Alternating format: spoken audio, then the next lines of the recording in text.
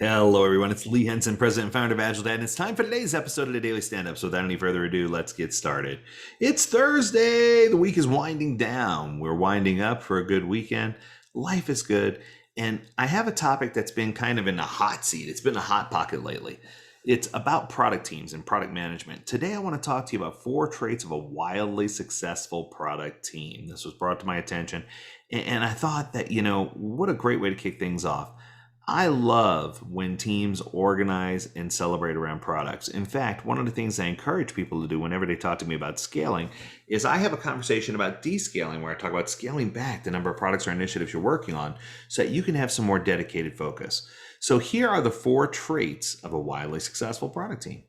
Coming in at number 1, these teams build a product vision and strategy from deep customer insights. They're not trying to create this on their own. They know who they serve. They know what fundamental problems they're trying to solve. They know how best to address them. They have a single focused definition of success. I think that what we miss sometimes is that we often have people who fill in the gaps as subject matter experts, and oftentimes they'll influence the product teams or they'll influence people. And it makes us miss out on the rich one-to-one interactions with the customers. And it doesn't allow us to feel the empathy that's necessary to say we walked a mile in their shoes, right? So it's important for us to have that customer empathy. That, in fact, that's the key to us understanding why customers act a certain way or think a certain way, and it can help us translate and prioritize their problems into real solutions. So I think it's just so important for us to really dig in and understand their needs. We need to build a product vision and strategy from deep customer insights. We need to know the customer upside down, inside out. Number 2, if you're on a wildly successful product team, the org chart does not define them. Let me explain what that means. When I say team, you need to review the notion of what a team really is. So Google had a project, I believe it was called the Aristotle Project, and they said teams are highly interdependent. They plan, work, solve problems, make decisions, and review progress in service of a specific project. Team members need one another to get work done. That is so true, right? It's not how, most importantly, successful teams just don't need to show up on an org chart as is, right? The different functions can report to their respective functional leaders. Engineers can report to an engineering leader, product marketers to marketing, but it's important that we have T-shaped teams that have laser sharp focus, that are able to build beyond a component. We want feature-based teams. We want behavioral-driven teams. We want teams that can tie that product and strategy into what the right solution is. And I think it's important for us to include business analysts, functional analysts, technical analysts to help product ownership really understand what's going on. But it does all boil down to one product owner who represents the best interest of our customer. Trait number 3. They stick to specific functions in manageable size. I love this. Let's just call it the minimal viable format, right? I've seen this included in almost every project that I've ever been on, but some people just don't understand what that means. So sometimes people take things to a program management level where they're talking about technical support, marketing, sales, product teams, and they're trying to organize everything the way to shortest job first, and they're trying to get all these incredible people involved. And what ends up happening is you have so much upfront overhead that you never get to actually build the increment that you're trying to build.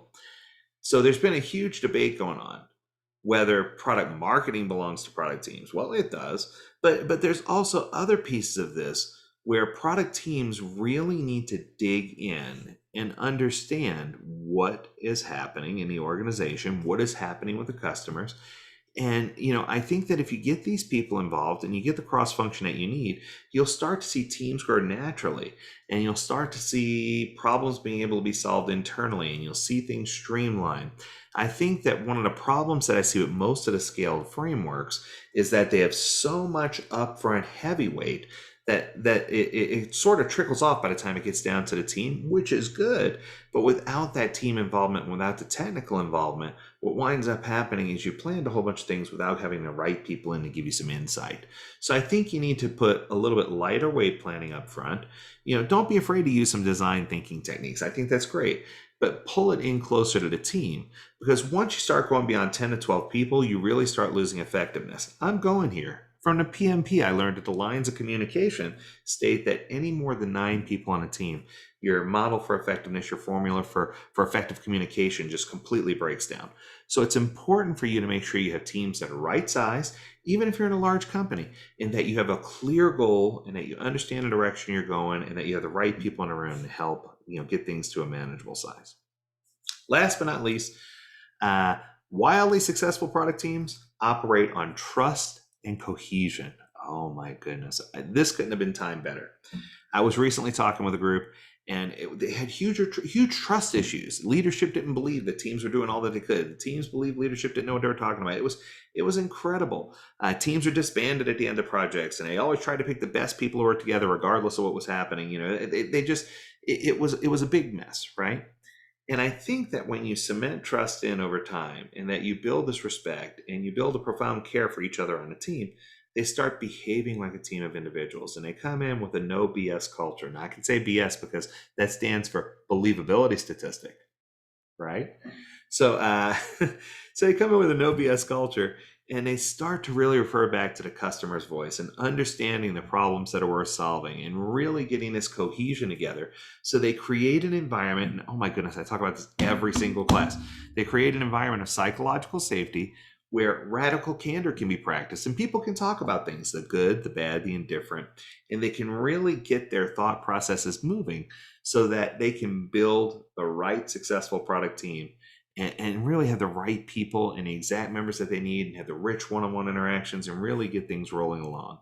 I guess in summary, what I'm trying to say is I think that too often we're trying to overcomplicate what product teams do and who should be involved. And I think that if you stick with the concept of Po Bafata, understanding that the Po has the total control, that the business analyst, functional analyst, and technical analysts are there to support the Po and uplift them.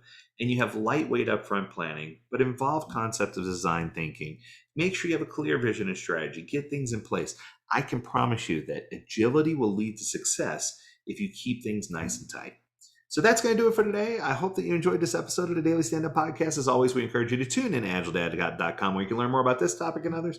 And as always, we encourage you to stay healthy, stay well, and stay agile, my friends. Until next time, do take care.